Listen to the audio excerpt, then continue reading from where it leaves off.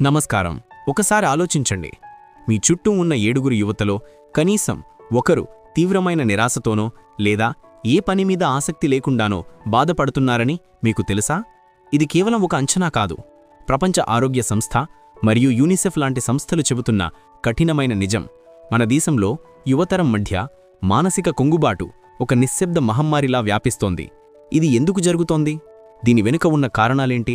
ఈరోజు మనం ఈ సున్నితమైన కానీ అత్యంత ముఖ్యమైన విషయం గురించి మాట్లాడుకుందాం. మొదటిగా మన విద్యా వ్యవస్థ, దానితో ముడిపడి ఉన్న తీవ్రమైన ఒత్తిడి గురించి చూద్దాం. మన యువత జీవితం ఒక పెద్ద పరుగు పందెంలా మారిపోయింది. మంచి కాలేజీలో సీటు, మంచి ఉద్యోగం, ఉన్నతమైన భవిష్యత్తు. ఈ పరుగులో వాళ్ల ఆసక్తులు, అభిరుచులు వెనక్కి నెట్టబడుతున్నాయి. తల్లిదండ్రుల అంచనాలు, సమాజం పెట్టే కొలమానాలు వాళ్ల శక్తికి మించిన భారంగా మారుతున్నాయి. తోటి విద్యార్థులతో నిరంతర పోలిక, మార్కులే జీవితాన్ని నిర్దేశిస్తాయనే భావన వారిలో తీవ్రమైన ఆందోళనను, పనితీరుపై భయాన్ని నింపుతోంది. మన విద్యా విధానంలో కూడా కొన్ని లోపాలున్నాయి. సృజనాత్మకతను ప్రోత్సహించకుండా కేవలం బట్టి పట్టే విధానానికి ప్రాధాన్యత ఇవ్వడం వల్ల విద్యార్థులు తమలోని అసలైన ప్రతిభను గుర్తించలేకపోతున్నారు. అందరినీ ఒకే గాటన కట్టే ఈ విధానం వల్ల ఎవడికి ఏ రంగంలో ఆసక్తి ఉందో తెలుసుకునే అవకాశం కూడా ఉండటం లేదు. కష్టపడి డిగ్రీలు సంపాదించిన సరైన ఉద్యోగ అవకాశాలు లేకపోవడం, చదువుకి, ఉద్యోగానికి మధ్య నైపుణ్యాల అంతరం ఉండడం వారిని మరింత నిరాశలోకి నెడుతోంది. తమ డిగ్రీలు విలువలేనివిగా భావించే పరిస్థితి నెలకొంది. ఈ ఒత్తిడి కేవలం చదువుకే పరిమితం కాలేదు. కుటుంబం, సామాజిక పరిస్థితులు కూడా దీనికి ఆజ్యం పోస్తున్నాయి.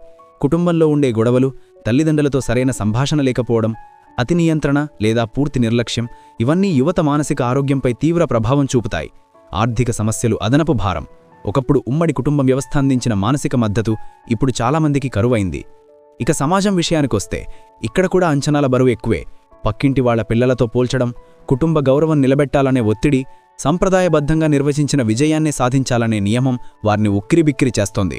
ఆధునిక విలువలకు, సంప్రదాయ కట్టుబాట్లకు మధ్య నలిగిపోతూ తమ అస్తిత్వాన్ని వెతుక్కునే ప్రయత్నంలో చాలామంది యువత మానసిక సంఘర్షణకు గురవుతున్నారు.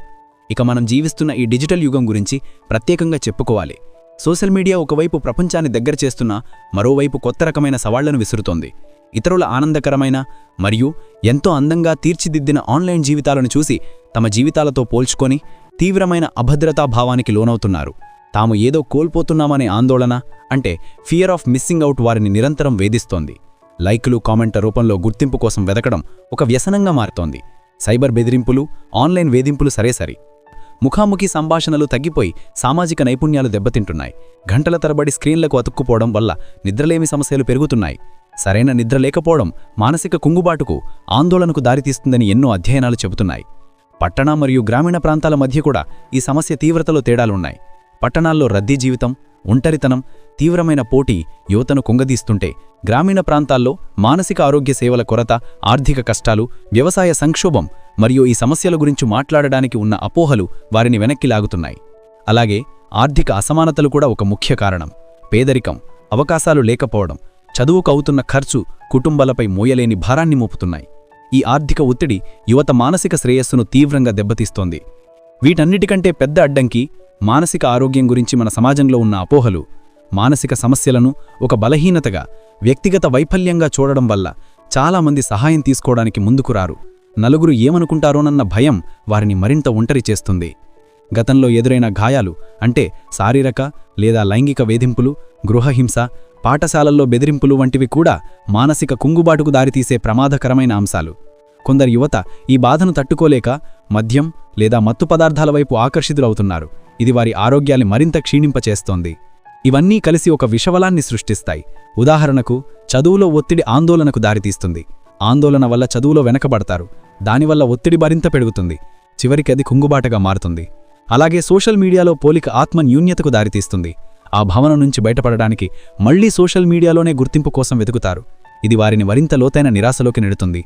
మరి ఈ క్లిష్టమైన సమస్యకు పరిష్కారం లేదా? ఖచ్చితంగా ఉంది. అయితే ఈ మార్పు ఒక్కరితో సాధ్యం కాదు. దీనికి సమిష్టి కృషి అవసరం. వెంటనే చేపట్టాల్సిన చర్యలు కొన్ని ఉన్నాయి. పాఠశాలల్లో, కాలేజీల్లో మానసిక ఆరోగ్యంపై అవగాహన కార్యక్రమాలు నిర్వహించాలి. ప్రతి విద్యాసంస్థలో కౌన్సిలింగ్ సేవలు అందుబాటులో ఉంచాలి. పిల్లల మానసిక ఆరోగ్యానికి ఎలా మద్దతు ఇవ్వాలో తల్లిదండ్రులకు అవగాహన కల్పించాలి. డిజిటల్ వ్యసనాన్ని తగ్గించడానికి స్క్రీన్ సమయాన్ని ఎలా నిర్వహించుకోవాలో నేర్పించాలి. ఒత్తిడిని ఎదుర్కొనే నైపుణ్యాలను యువతకు అందించాలి. దీర్ఘకాలిక పరిష్కారాల వైపు కూడా మనం దృష్టి పెట్టాలి. విద్యావ్యవస్థలో సంస్కరణలు తీసుకురావాలి. పోటీకి బదులు నైపుణ్యానికి, సృజనాత్మకతకు పెద్దపీట వెయ్యాలి. మానసిక ఆరోగ్య సేవలను అందరికీ అందుబాటులోకి తీసుకురావాలి. ఈ అంశంపై ఉన్న అపోహలను తొలగించడానికి సమాజ స్థాయిలో కృషి చేయాలి. యువతకు సరైన ఆర్థిక అవకాశాలు కల్పించి వారిలో ఆత్మవిశ్వాసాన్ని నింపాలి. ఒక విషయం గుర్తుంచుకోండి, భారత యువత ఎదుర్కొంటున్న ఈ మానసిక కుంగుబాటు వారి వ్యక్తిగత వైఫల్యం కాదు, ఇది మన వ్యవస్థాగత సంక్షోభం.